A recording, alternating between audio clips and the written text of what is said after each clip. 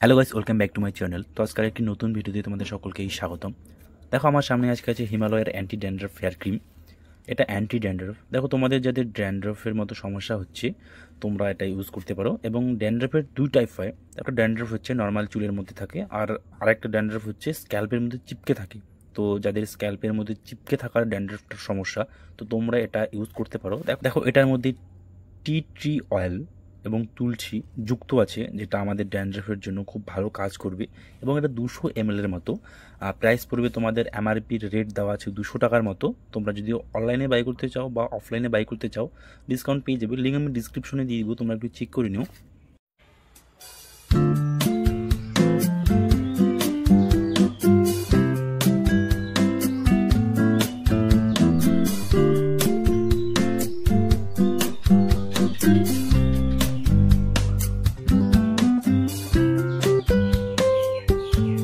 এবং এই ক্রিমটা ব্যবহার করার নিয়ম দেখো, মোটামুটি স্নান করার 30 মিনিট বা 1 ঘন্টা আগে এটাকে ভালোভাবে অ্যাপ্লাই করবে স্ক্যাল্পের মধ্যে।